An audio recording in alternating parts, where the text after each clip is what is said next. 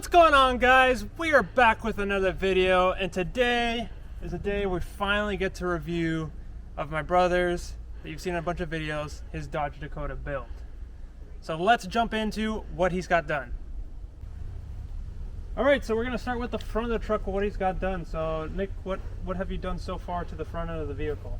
Okay, so the first thing I did is I went on eBay and I found this bumper because most of the Dakota bumpers are over $1,200, which I thought was crazy. This bumper was about $600 after shipping. So I got this, it fits the Dakota and the Durango. And then after that, I got Nightlight lights from Amazon because I wanted to replace the stock fog lights. I hooked that up to the fog light switch.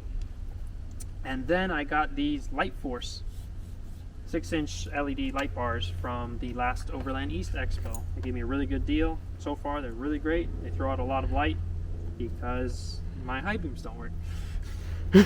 And beyond that, the bumper lets you mount a winch, so I got a Harbor Freight Badlands winch, and then I got the big shackle for it.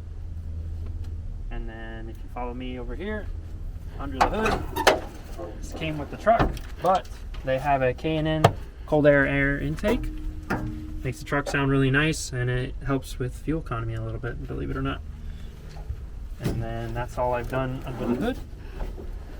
And yeah, we can work our way towards the back. Alrighty, so moving back to the wheels and tire setup that he has here and suspension. Tell us a little bit of what you got going on. Yeah, so I got some Black Rhino wheels. They actually came with the vehicle. The previous owner put them on. And then they got basically 33s of the Nito Ridge Grapplers. They do pretty well off-road. Not my favorite tire, but still a decent tire for the price. And then coming up to the side, the stock mirrors on these, they call them elephant ears. Don't like them that much. I wanted to see beyond because with the cab that I installed, I cannot see behind me. When I fully load it, I can't see behind me, so I needed something to tell me where my blind spot is because I can't see. So I added these tow mirrors. They fit pretty much the Durango and the Dakotas from this generation. And so what do you got going on suspension-wise on that truck? So the suspension is actually completely stock. So I haven't had a chance to lift it yet. So if you remove the fenders that normally sit here, you can clear a 33 pretty much. It's basically stock suspension. All right, so moving to the back of the vehicle. So now we're here with the cab. So tell us a little bit of what you got going on here. We're obviously missing a crucial component here that he took off, but what can you tell us? So I got this cab used. It fits the previous generation Dodge, but it fits this pretty well, so I got it for a good deal. And then what I did was I mounted quick disconnects for the awning. So whenever I'm not off-roading or overlanding, I can take off the awning. It's quick and easy. It's 2 pins and you're done. So I got those from Ironman 4x4. They have a lot of great products. They're a little bit on the pricey side, but if you wait for their sale, it's very affordable. All right, so moving to the back of the vehicle, this is where the magic happens as far as the overlanding. So walk us through what you've done so far on the rear end and then obviously inside the bed.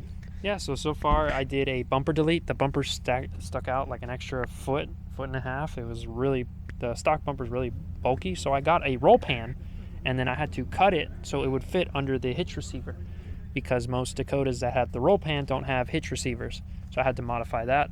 And eventually I'm going to relocate the trailer light hookup higher up inside the roll pan so I can stop smacking it on everything.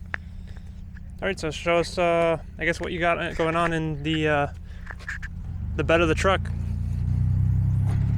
Yeah, so in the bed here, I have these gas shocks so I can hold this up. This was broken on the initial one, so I had to replace this. Really easy and simple. And then I have my recovery gear here on the right. I have a spare tire up on top of the kitchen, which is the best part. Back there, it sits a 26-gallon water tank. So that holds all my water, and then the line there is for the hookup for the water pump that pumps the water out to the kitchen. So the kitchen, you just hit it here quick, pulls out, can hold up to 500 pounds, and then this is the kitchen setup.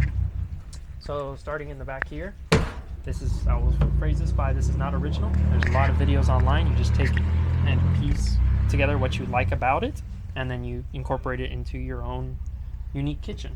So starting here, I have a pantry. I made it fold up like this so you can set stuff on top while you have stuff on the inside. I keep my propane tank, all pretty much my dry food that's not cold, any cooking supplies, any garbage bags, anything is all in here. Moving here, we have a Monument grill. I got this off Amazon. It was really cheap. And then I got the assorted grilling icons. So popped open here. It's a dual burner setup. It comes with the ignition inside of it. So it's just quick turn and it's already on. It cooks really well. I've used it for a couple times now and I'm really happy with it. Cooks food in a decent amount of time versus the traditional one burner barbecues. Okay, moving here towards this section, I actually have a drawer here, slide out drawer. I keep all my cooking utensils in here, knife, cutting board, aluminum foil, just ins and outs, sponge. It's just a quick, easy drawer for access while you're cooking. So as we move over here, I have a Coleman outdoor camping stove. I have it bolted to the drawer so it doesn't slide around. Tool burner, really good. It's really useful for cooking pasta, boiling water, anything really quick and easy to set up. And then lastly, the best part about this setup is this side. So we have a full sink here.